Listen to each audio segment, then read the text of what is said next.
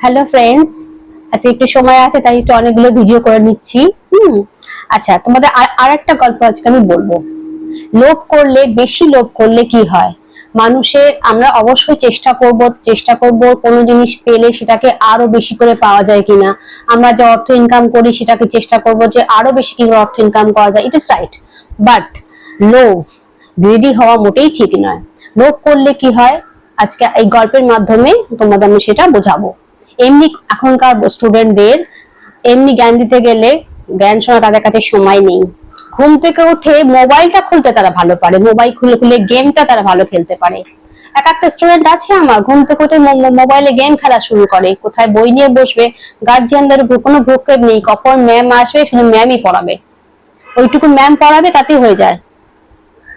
গার্জিয়ানদের বলবে পড়তে বসতে সেটা হয় না, মানে ইউটিউব খুলেও যে মানে কোনো জ্ঞানমূলক শিক্ষামূলক কিছু শিখবে সেটা বলবে সেটাও না, গেম খেলার জন্য তাদের মোবাইলটা দিয়ে দেয়, এইসব দেখার জন্য নয়। যাই হোক, কিছু কিছু ভালো স্টুডেন্টও প্রচুর আছে, তারা এইসব দেখে, তাদের বাবা মা ইউটিউবে ভালো জিনিস খুলে তাদেরকে দেয় দেখার জন্য, আর খারাপ জিনিসও দেখতে বারণ করে। যাই হোক, তাদের জন্য ভিডিওগুলো ছাড়ছি, যদি পারো দেখবে, তারা জীবনে আর বড় থেকে বড় হতে পারবে, ভালো জিনিস শিখতে পারবে। বড়দের জ্ঞান তো আজকাল গার্জিয়ানদের জ্ঞান তো নেয় না, ইউটিউব থেকে দেখে নেয়, ইউটিউবে কিছু বললে সেটা দেখে নেবে, কিন্তু নিজের বাবা মার জ্ঞানটা সে নেবে না। যাই হোক, গল্পটা হচ্ছে লোভ করলে কি হয়।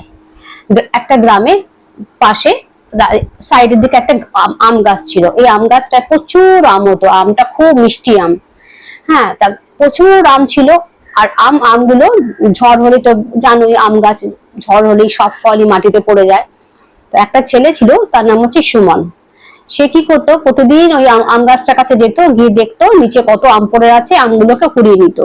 পরজোর একটুখানি খোঁচাখুচি দিয়ে একটা ডালপালা থেকে কয়েকটা আম পেড়ে নিত, নিয়ে যা নিত ওতে ওতে হয়ে যেত। প্রতিদিন ও ধরুন 5-10টা করে আম বাড়িতে নিয়ে যেত, খুশি খুশি মনে খেত, বাবা মা খেত, ভালো লাগতো। প্রতিদিন ওই আম গাছটা পাশ দিয়ে একবার ঘুরে যেত, যা পেত নিয়ে যেত বাড়িতে।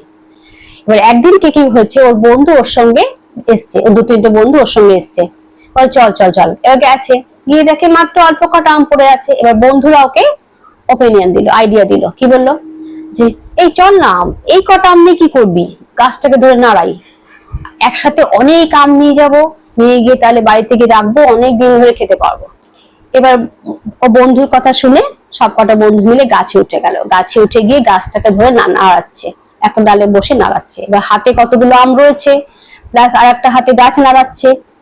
তার ফলে কি হলো, আচমকা বাচ্চাটার হাত স্লিপ করলো। এবার স্লিপ করাতে ও আমের ঝুড়ি শুদ্ধ নিচে এসে পড়লো। উঁচু আম গাছ থেকে নিচে পড়লে কি হয়, হাত পা ভাঙবে। ওর সৌভাগ্যবশত কপালটা কি ভালো ছিল যে ওর হাত ভাঙলে, পা কিছুই ভাঙলো না, কিছুই ভাঙলো না। ও মনের দুঃখে যে কটা আম পারলো সামনে নিল, কোরালো, কুড়িয়ে বাড়ি চলে এলো। বাড়ি এসে ও রাত্রিবেলা খুব অনুতপ্ত হলো, যে আমি আজ গাছ থেকে পড়লাম, আমার তো বড় কিছু একটা হতে পারতো। অল্প তো চোট লেগেছে, কারণ অত প্রচুর গাছ থেকে পড়েছে, হাতে পায়ে তো চোট লেগেছে, ব্যথা লেগেছে, কিন্তু ওর থেকেও বড় কিছু হতে পারতো, হাত পা ভেঙে যেতে পারতো, বিছানা 3 মাস শুয়ে থাকতে পারতো, সেটা হয়নি। যথেষ্ট বুদ্ধিমান ছেলে, লোভও নেই তার, যার জন্য সে অনুতাপ ফিল করলো যে আমি আমি যা পাই, আমি রোজ যেটুকু পাই সেটুকু নিয়ে আমি সন্তুষ্ট থাকলেই ভালো, তাহলে আজকে আমার এত বড় একটা অ্যাক্সিডেন্ট হতো না, আমি কেন বন্ধুর কথা শুনতে গেলাম। লোভ করতে গিয়ে আমি একটা বড় বিপদের মধ্যে পড়লাম, আজ থেকে আমি আর লোভ করব না, আর আমার যেটা বুদ্ধি আমি সেই অনুযায়ী চলবো। তারপর কি করলো, ও রিয়েলাইজ করলো যে এটা করা আমার মোটেই ঠিক হয়নি, আমি গাছের নিচে যা পড়ে থাকবে আমি সেগুলোই শুধু কুড়িয়ে আনবো, একটা দুটো হয়তো পেরে নেবো, কিন্তু একদিনে সব আম পাওয়ার লোভে, বন্ধুর অ্যাডভাইসে বড় বিপদ থেকে সে বেঁচে গেছিল। লোভ করলে কি হয়, মানুষকে বিপদের মুখে পড়তে হয়। তাহলে এর থেকে আমরা কি শিখলাম, অতি লোভ মানুষের ক্ষতির কারণ হয়, অল্পতেই সন্তুষ্ট থাকাই ভালো।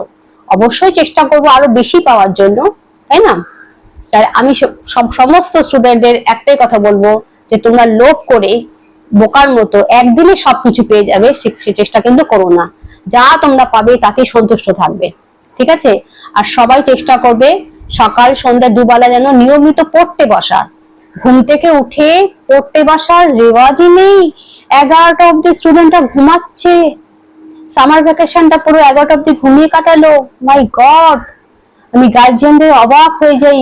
আমাকে সব বলছে এক বাচ্চা ঘুমাচ্ছে, 11টার সময় ঘুম থেকে উঠলো। ঠিক আছে, বেস্ট অফ লাক, সবাই পড়াশোনা করো। ওকে, বাই।